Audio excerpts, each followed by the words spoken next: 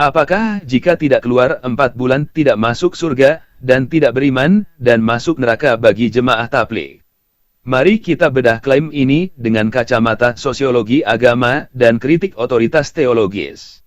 Dari sudut pandang kritikus ekstrem, menyamakan durasi, keluar 4 bulan, dengan syarat keselamatan akhirat adalah bentuk monopoli kebenaran yang sangat berbahaya. Berikut adalah analisis kritisnya dalam durasi baca sekitar 3 menit. 1. Kultus angka, reduksi iman menjadi durasi, kuantitativity. Kritikus ekstrem melihat penetapan angka, 4 bulan, sebagai bentuk komodifikasi spiritual.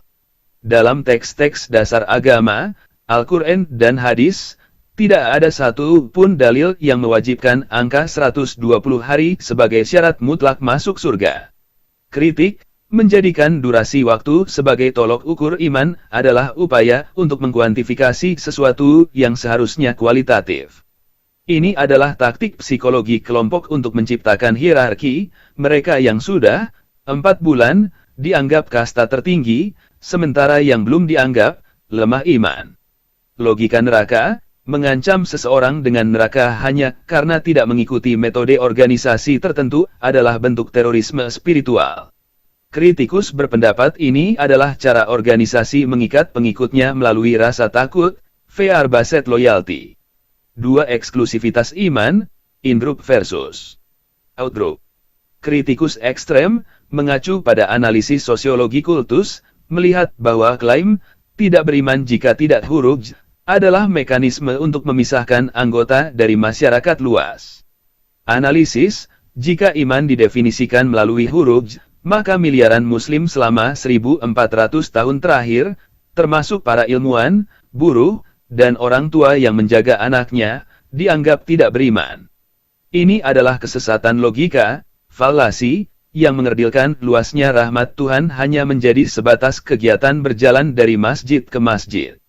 Surga yang sempit, kritikus berpendapat narasi ini menciptakan surga yang eksklusif. Jika surga hanya untuk mereka yang sanggup meninggalkan keluarga 4 bulan, maka agama bukan lagi untuk semua orang, melainkan hanya untuk mereka yang punya kemewahan waktu atau yang mengabaikan tanggung jawab domestik. 3. Masalah otoritas dan bid'ah administratif. Dari sudut pandang kritikus Puritan maupun sekuler, angka 4 bulan tidak memiliki dasar hukum yang kuat, legal standing, dalam teologi klasik. Kritik teknis, ini disebut sebagai administrative bid'ah, atau inovasi administratif yang kemudian disakralkan. Ketika prosedur organisasi dianggap setara dengan rukun Islam, maka organisasi tersebut telah menempatkan dirinya sejajar dengan otoritas Tuhan. Ancaman neraka, menentukan siapa yang masuk neraka berdasarkan ketaatan pada program organisasi adalah bentuk pelangkahan wewenang ilahi. Kritikus menyebut ini sebagai delusi kekuasaan yang dibungkus dengan bahasa kerendahan hati. Referensi dan dasar kritik.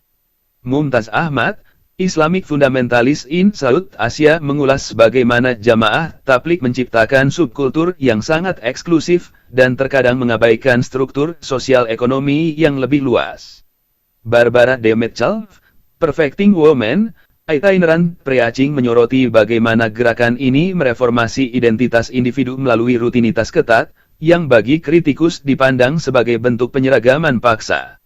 Yoginder Sikand, The Origins and Development of the Tabligh Jamaat membedah bagaimana metodologi internal organisasi seringkali dianggap sebagai satu-satunya jalan yang benar oleh pengikut setianya yang memicu gesekan dengan kelompok lain.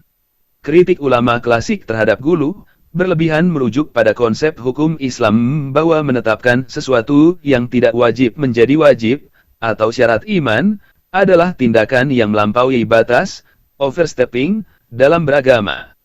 Kesimpulan, secara ekstrem, mengaitkan 4 bulan dengan tiket surga atau neraka adalah bentuk manipulasi psikologis.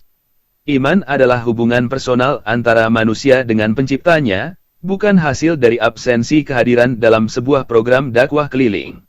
Jika seseorang dianggap masuk neraka hanya karena tidak huruf, maka keadilan Tuhan sedang dibajak oleh logika organisasi.